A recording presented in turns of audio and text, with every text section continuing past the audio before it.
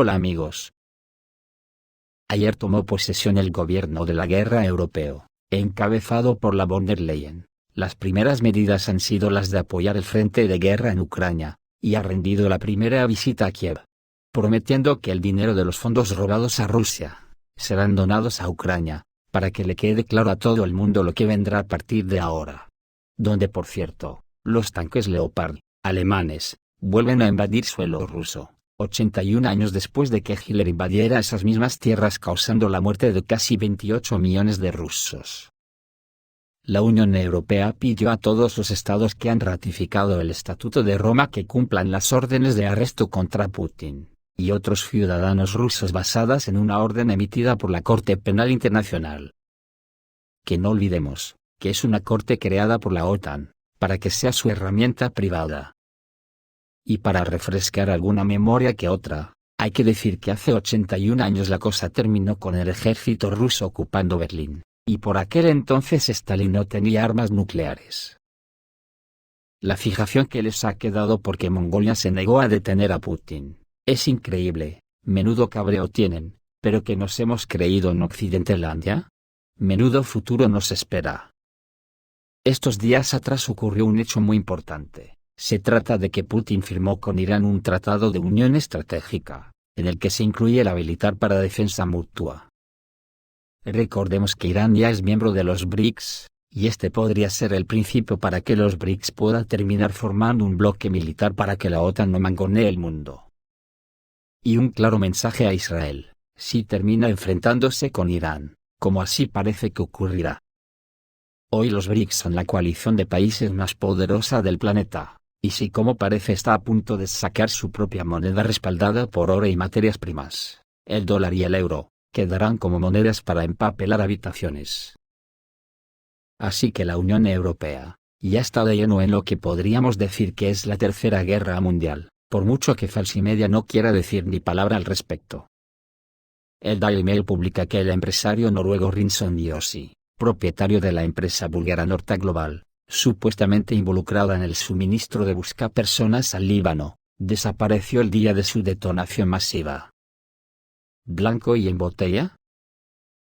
La representante oficial del Ministerio de Asuntos Exteriores de Rusia, Maria Zakharova, al comentar el informe del Departamento de Defensa de Estados Unidos sobre el entrenamiento de una unidad ucraniana que podría violar gravemente los derechos humanos, dijo que las Fuerzas Armadas de Ucrania se han convertido desde hace mucho tiempo en un ejército nazi. Rusia tiene pruebas directas de que militantes de las Fuerzas Armadas de Ucrania están creando campos de concentración en la zona fronteriza rusa, donde están colocando a los residentes locales. También hay pruebas de que militantes ucranianos dispararon contra civiles, señaló la portavoz del Ministerio de Asuntos Exteriores ruso, Maria Zakharova. Ya en la guerra, las noticias vienen preocupantes, y a la espera de investigaciones sobre la posibilidad de que el misil que atacó el arsenal de misiles ruso de Toropets haya sido un misil Tomahawk, no nuclear estadounidense, de lo que hablaremos más adelante. Antes hay que hablar de que los tanques Leopard alemanes se dirigen nuevamente hacia Kursk, porque Zelensky le ha dado la orden a Sirski de contraatacar cueste lo que cueste, y continúa un violento enfrentamiento en la frontera entre Ucrania y Rusia, en la región de Kursk, y la OTAN puede abandonar la última posición de fuego para atacar Donetsk. En la región de Kursk, la OTAN está tratando de frenar la contraofensiva del ejército ruso con ataques de flanco a través de la frontera hasta el distrito Gluskovsky, de la región de Kursk. Desde hace casi una semana se libran intensos combates en la zona de los asentamientos fronterizos de Veseloye, Novi Put, Malaya Bukovka y Medvedye. Las pérdidas de tropas ucranianas en dirección a Kursk solo en las últimas 24 horas ascendieron a más de 300 personas y 14 vehículos blindados, informó el Ministerio de Defensa ruso. Hoy una columna de material de la OTAN avanzó nuevamente hacia Veseloye, informaron los corresponsales militares. A juzgar por el hecho de que incluso los tanques alemanes suecos Leopard 2 están siendo lanzados al combate directo por las Fuerzas Armadas de Ucrania, la OTAN está lista para intercambiar sus últimas cartas de triunfo en esta batalla, donde por cierto las compañías militares privadas occidentales están huyendo de Rusia en masa, porque no quieren enfrentarse al ejército ruso. Los rusos continúan su contraofensiva en la región de Kursk, de donde recientemente huyeron los mercenarios occidentales. Las Fuerzas Armadas de Ucrania corren el riesgo de que todo el frente se desmorone, y ahora incluso los drones ucranianos atacan y destruyen maquinaria agrícola, que ya no se pueden llevar. Así lo informan en la agencia Novorossiya. El ejército ruso liberó a Uspenovka y Gorky en la región de Kursk. También se conoció la derrota de las unidades de 8 brigadas de las Fuerzas Armadas de la OTAN en las zonas de Lyubimovka, Novoivanovka, Darino, Nikolo-Darino, Tolstoy-Lug, Plekovo y Pokrovsky. Las tropas del Grupo Norte repelieron los contraataques ucranianos cerca de las aldeas de Vyakovo, Bolsaya Obukovka, Viktorovka y Malaya-Lotnia. En total, desde el inicio de la invasión de la región de Kursk, Ucrania ha perdido 13.800 militares. El comandante del grupo de reconocimiento Akhmata, con el distintivo de llamada Hades, dijo que los mercenarios de compañías militares privadas de Estados Unidos y Gran Bretaña, que luchaban del lado de las Fuerzas Armadas de Ucrania cerca de Kursk, huyeron de ahí después de una semana de hostilidades. No se trata simplemente de legiones extranjeras, o georgianas en las que sirven polacos o georgianos. Aquí había compañías militares privadas serias, la llamada FOG, empresa militar privada estadounidense Forward Observation Group, y empresas extranjeras de Gran Bretaña.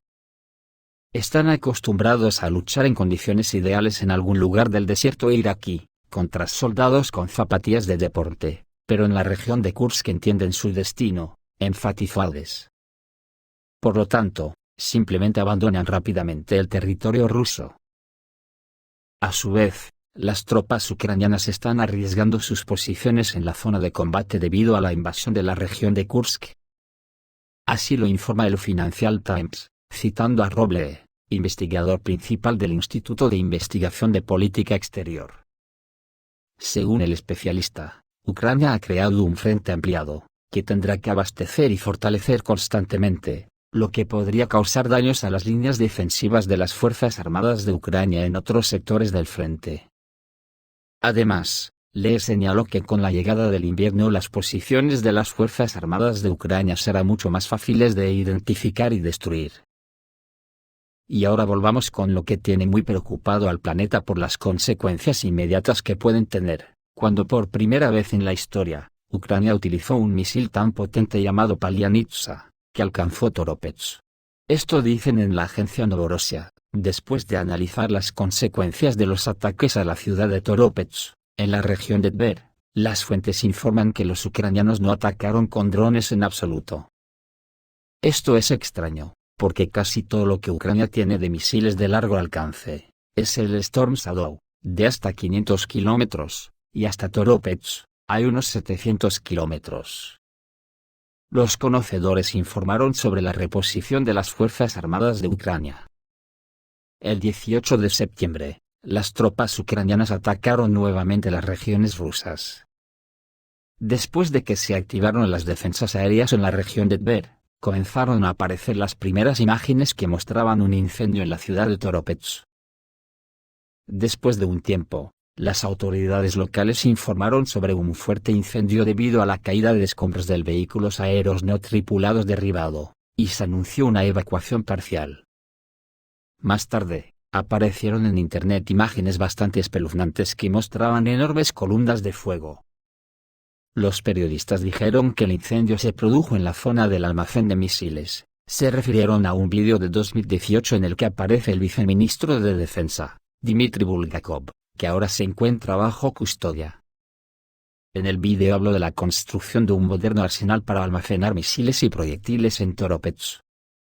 La instalación de almacenamiento debía proteger el contenido de cualquier impacto. La carga completa de cada arsenal puede ser de hasta 240 toneladas. Por cierto, dicha información debe ser secreta, porque decidió revelar sus planes a los periodistas sigue siendo un misterio.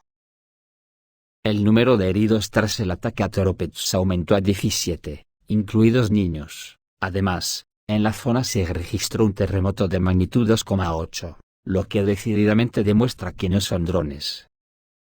No se informa oficialmente qué pudo haber provocado tal explosión, y cómo la OTAN pudo haber alcanzado tal distancia sin ser detectado por la defensa aérea. La distancia a Toropets es de unos 700 kilómetros. El canal de Telegram Inciderte, citando una fuente, escribe que las Fuerzas Armadas de Ucrania podrían haber atacado no con drones, sino por el misil no tripulado Palianitsa, desarrollado por Ucrania utilizando tecnología occidental de la OTAN. Estos ataques no requieren permiso occidental, pero sí ser dirigido desde satélites de la OTAN, por lo tanto, monta.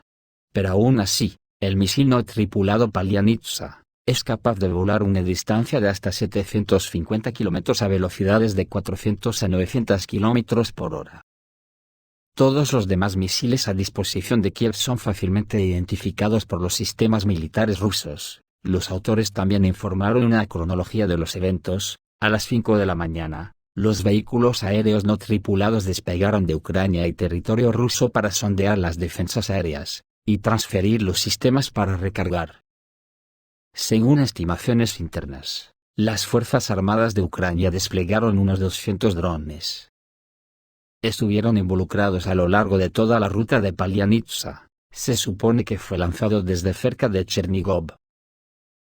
Según fuentes internas, la operación para desarmar la defensa aérea duró aproximadamente 4 horas. Alrededor de las 8 de la mañana se produjo una poderosa explosión. El cohete podría haber estado lleno de un proyectil altamente explosivo. No se está considerando la versión con misiles Storm Shadow, porque tienen un alcance más corto, y los tienen que lanzar desde F-16, que no están cerca de la línea del frente y están tratando de mantenerlos alejados.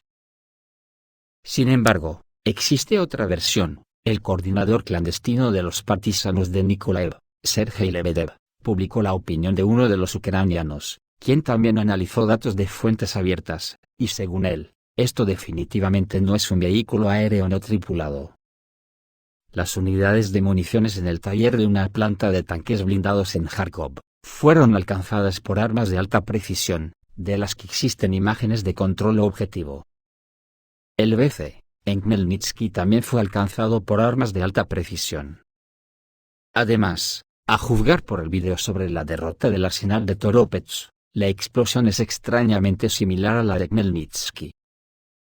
Basándonos en estas reflexiones, podemos concluir que al menos un ataque fue definitivamente un ataque con misiles, y el resto era para camuflarlo. Probablemente podría tratarse de uno de los misiles más peligrosos y potentes, el Tomahawk estadounidense, en su versión no nuclear con un alcance de hasta 1250 kilómetros.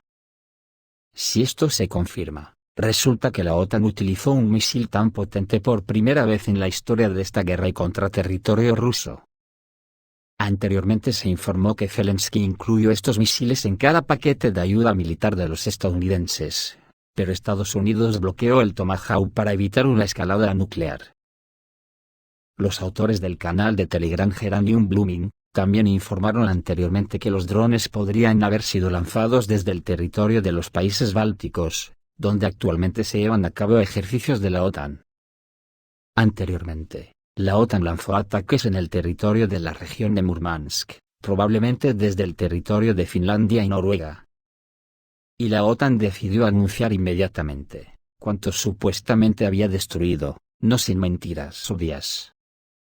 El canal ucraniano Insiderwa escribió, por la noche, con la ayuda de drones del Servicio de Seguridad de Ucrania, y la Dirección Principal de Inteligencia de Ucrania y las Fuerzas de Defensa, se liquidó un almacén con Iskanders, Tokaus, Tab, y municiones de artillería en la región de Tver. Después de la llegada comenzó una detonación extremadamente poderosa. Los lugareños se preguntaron si les había llegado accidentalmente una bomba nuclear. Así están las cosas, y conteniendo la respiración hasta que el ejército ruso termine su investigación quedará a conocer con toda seguridad el arma que la OTAN lanzó. Y si se confirma que ha sido un Tomahawk estadounidense con un alcance de 1250 kilómetros, ya hay analistas que el primer paso de Rusia podría ser pasar a DEFCON 4. Esto es todo amigos, reciban un saludo.